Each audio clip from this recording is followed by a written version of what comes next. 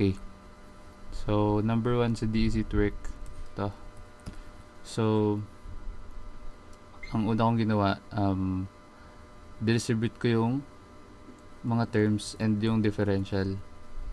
Bale, expand ko siya. So, ang ginawa ko ay y to the 4th dx minus xy dx plus xy cubed dy plus x squared dy.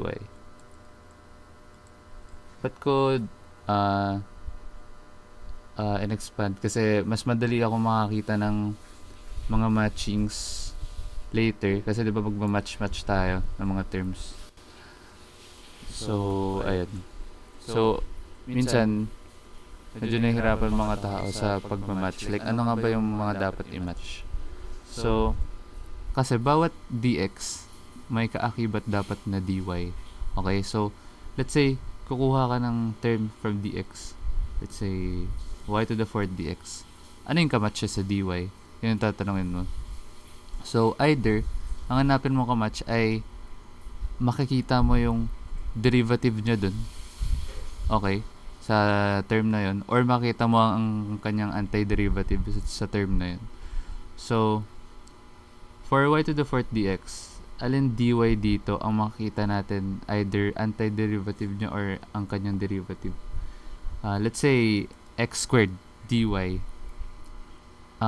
D naman yan kasi y to the 4th at x squared, anong kinalaman nun sa isa't isa, diba? So, it's gotta be this xy cubed dy. So, bakit ganun? Kasi, tingnan mo, pag dinifferentiate mo ang y to the 4th, it's 4y cubed. So, sinabi na sir na pag nagdi-differentiate ka or nag-integrate, kahit wag na muna exponent, I mean yung coefficient, kahit wag nyo nang pansinin yun. Ang importante, makikita nyo yung mismong variable. So, y to the 4th, syempre, in a way, ang derivative nyan ay y to the 3rd power, diba? Y cube. Kahit yung 4, wag nyo nang isipan. Wag nyo nang munang pansinin. So, sila ang magka-match. Itong dx din, ang kanyang antiderivative ay x. So, may ganun. So, bali itong magka-match na yan, ano lang siya, parang ano lang sila ng mga antiderivatives and derivatives of themselves. So, ang natitira na lang ay ito. So, ang kanyang matchy-matchy ay ito. So, bale, kung mapapansin nyo, ang x, ang kanyang antiderivative in a way ay x squared. Again, kahit huwag nyo na muna pansinin yung 1/2 na coefficient, ayos lang yan. Basta makita nyo lang yung mismong variable and yung exponent niya. Tapos ang y, ang derivative niya ay dy. Okay, so kung nakita nyo na yung mga matching, pwede nyo na i-group. So y to the 4th dx plus ano pa, x y cubed dy, tapos plus negative xy dx plus x squared dy equals 0. Okay. So, ang sunod na gagawin natin dyan, pagka nag-group nyo na yung mga magkakamatch, magpapalabas na kayo ng tinatawag na mga exact differential forms. So, ano nga ba? 4 yan yung exact differential forms. Pero, ito yung mostly dalawang ginagamit natin, common. Ano nga ba? Ang derivative ng uv ay udv plus vdu. So, alam natin na product rule siya. Siya ay product rule. Tapos, ang derivative ng u over v ay vdu, low d high minus high d low over the square of what lies below. So, ayan ay, alam natin quotient rule. Mas may iba pa dyan, pero hindi ko na di-discuss. Kasi yan lang ginagamit natin so far. So, once na makarating na kayo sa form na to, na nakapag-match-match na, papalabasin natin itong mga form na yan sa each of these expressions. Okay? So, I suggest unahin nyo ang quotient rule. unahin nyo magpalabas ng quotient rule na differential form. Explain ko mamaya. So, may makikita ba tayong magka-minus dyan na expression? So, yes, may makita tayo which is this. Magka-minus yan, di ba? X squared dy minus xy dx. So, in a sense, in a way, siya ay parang quotient rule na din. So, ayos lang yun. Kahit yung numerator na lang muna. Ayos lang yun. Kahit yung numerator na lang muna, tingnan nyo. So, paano nga ba tayo magpapalabas ng v du minus u dv dito? Okay. Kasi ito ay pwede rin natin sabihin na y dx minus x dy, di ba? Over y squared. Pwede rin yan. So, paano nga ba natin papalabas yung ganun? So, pwede nating labelan muna ito. Expression 1, expression 2. So, for number 2, pwede tayo mag-factor out ng negative x. So, y. Kung magpa-factor out tayo ng negative x, magiging, so y dx na lang yun, minus x squared. So, bale, positive. So, bale, pag nag-factor out ng negative x, magiging negative x na lang. dy. Diba? Kung mapapansin nyo, para na siyang v du minus u dv. So, in a way, para na rin siyang quotient rule. So, ano na lang kulang dyan? Yung v squared natin sa baba. So, paano po natin papalabas ang v squared? Ayun na yun. Yun na yung sinasabi kong dapat unahin nyo yung di naman sa dapat.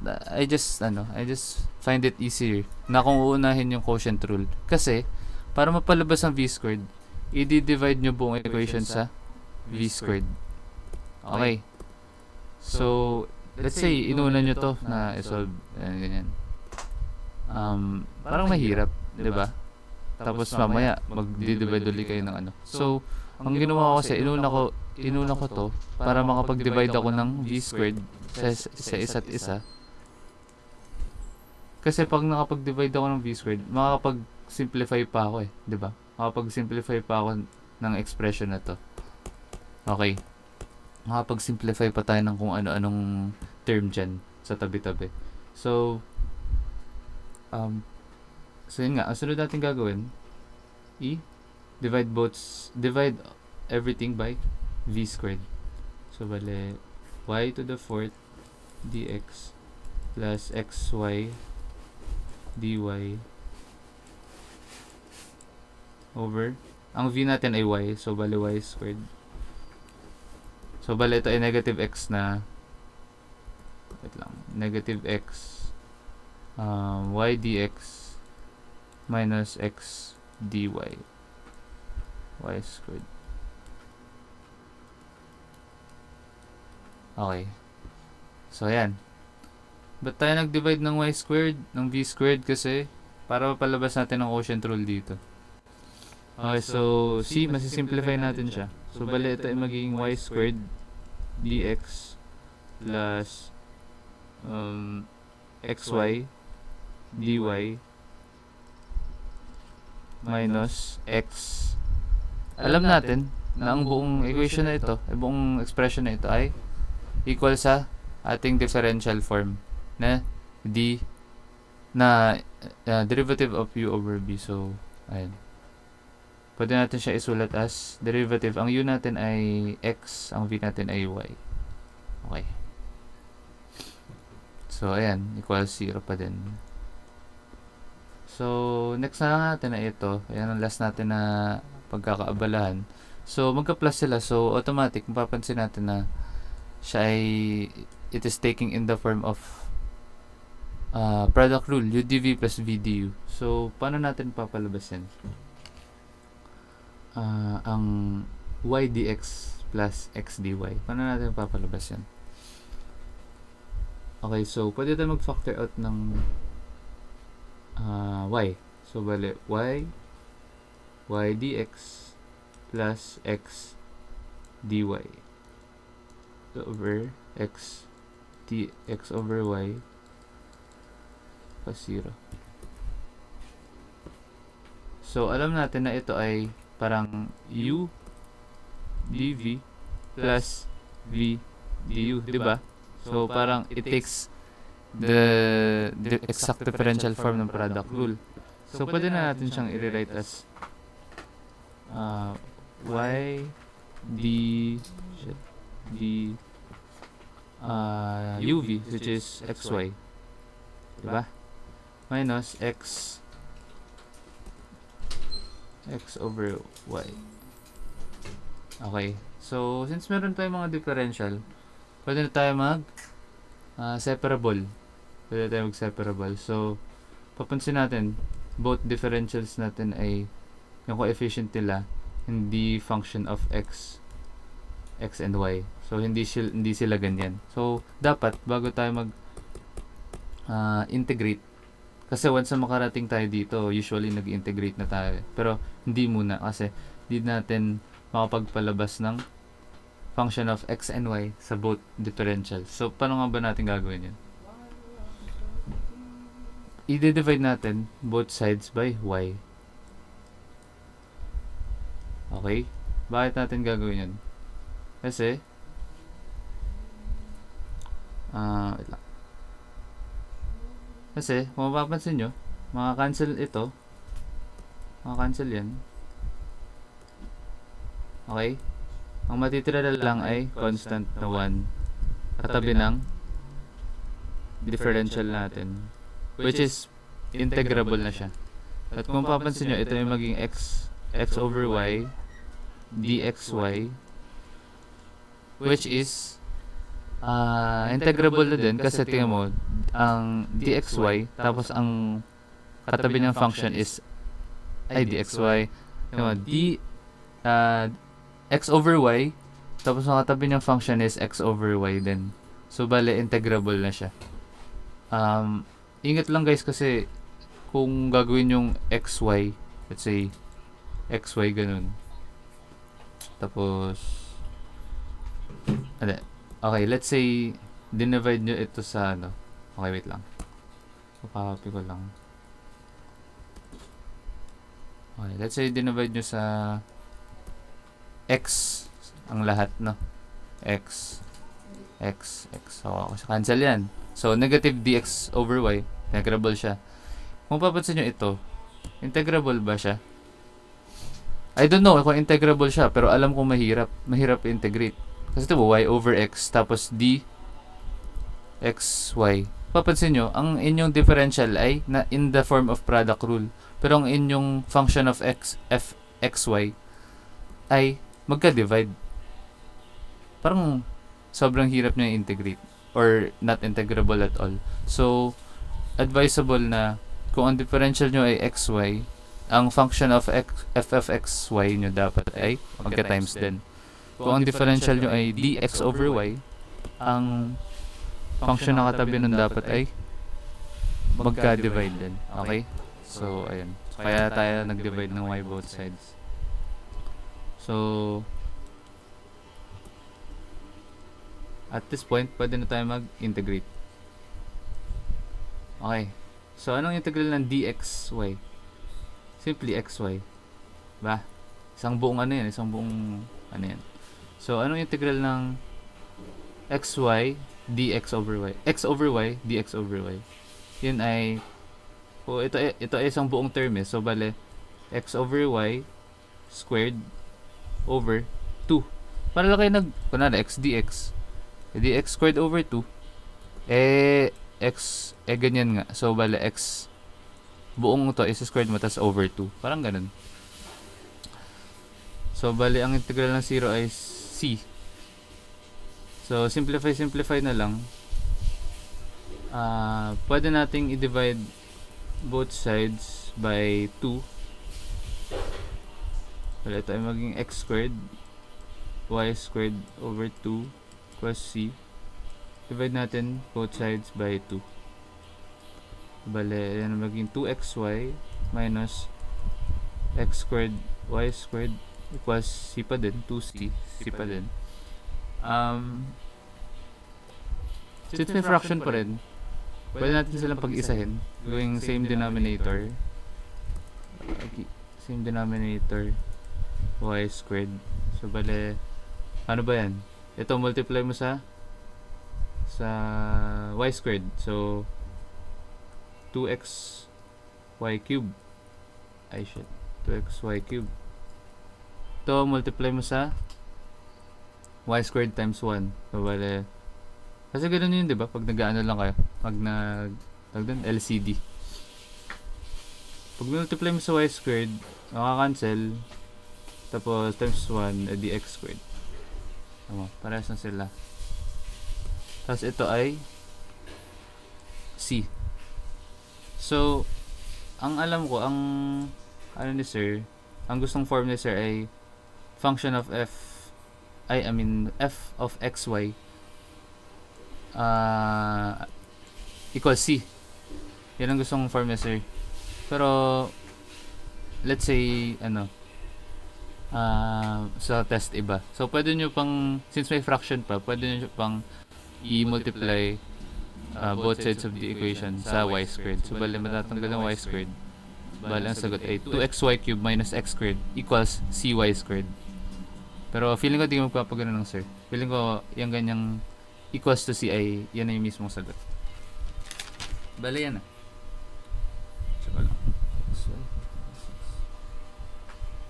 Okay, yun. Okay, so number 2. Ayan na yung final answer nyo for number 1. Number 2 naman. Okay, ang number 2 natin ito. So again, pwede natin i-distribute ang mga terms at ang differential. So bali, x cube y cube dx plus dx plus x to the 4th y cube dy equals 0. So, hanap tayo na magka-matching terms. So, papansin natin, let's say ito muna. X cube, y cube, dx. Ang dx ba? Makita pa natin ang either antiderivative or derivative nito? Hindi. So, anong kinalaman yan? Wala. So, ang natitira na lang, most likely, ito. So, for x, makita natin ang antiderivative niya. In a sense, x cube, antiderivative niya ay x to the 4 over 4. Pero, yun na nga, huwag papansinin ng coefficient. X to the 4, okay na yan. Y cube, ang kanyang antiderivative wala. So, derivative niya pala, y squared, diba? Minus 1 ang power, y squared dy. So, 3y squared dapat, pero, ayun na nga, huwag papansin ng coefficient. So, sila ang magka-partner. Tapos, ito dx na titira. Okay, so, pwede natin silang i-group.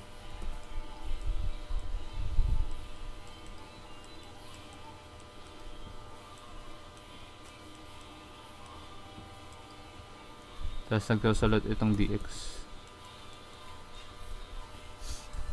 Okay. So, makita natin na itong buong expression na ay magka-plus. Okay? So, bale, it takes in the form of product rule na UDV plus VDU. So, paano nga ba natin napapalabas ang UDV plus VDU or YDX plus XDY dyan?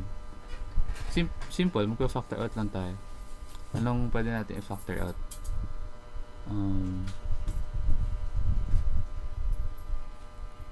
Pwede na mag-factor out ng x cube y squared.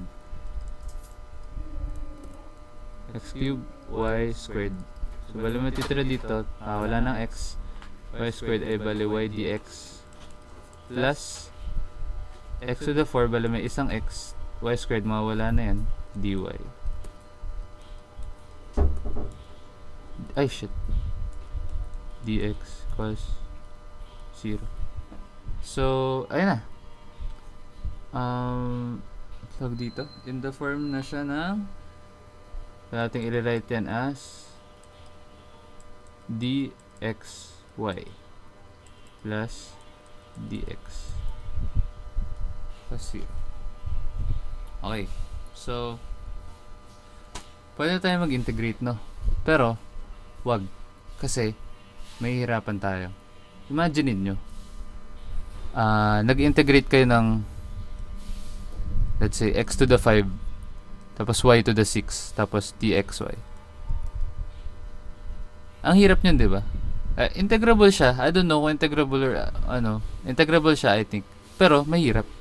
It's better na ang kanilang exponent ay magkaparehas. It's better na ganyan. Kasi, pwede nyo lang siyang, anong simpleng integration rule. X to the y, xy to the 7th over 7. Parang ganun. Ito pa, may mga, I don't know, may mga integration by parts ba kayo nagagawin? Hindi ko alam. Pero, komplikado siya. So, ang gagawin natin dito, dapat mapag-isa natin ang kanilang exponent. Okay? Dahil mas madali siya i-integrate. Okay, so paano? Pwede tayo mag-divide ng x sa buong equation. Bakit natin gagawin yun? Kasi, alam natin na x squared, maging x squared na lang yan. Tapos ito ay y squared dxy plus dx over x equals 0. Ito ay same exponent sila. So, pwede natin i-rewrite as xy squared dxy plus dx over x equals 0. So, ang ganyan, pwede natin siya i-integrate. Diba? Madali na siya integrate. Anong integral ito?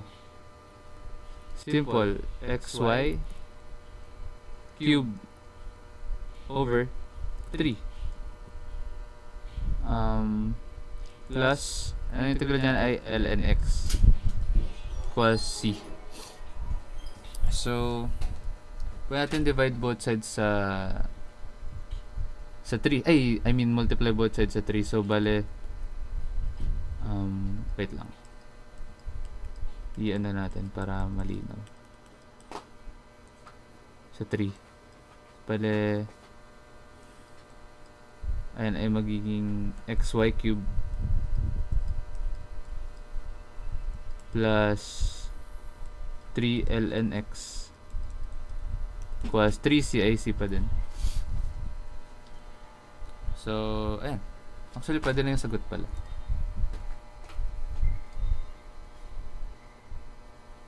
Ayan. So, ayan, check ko lang. X cube, y cube plus 3 ln x plus 6. Ayan, most likely ang gagawing form nga ni sir ay in the form of fxy cos c. So, ayan na yung final answer. So, bali yun lang. Dalawa lang naman nata ang item sa DE. Yun lang. Thank you.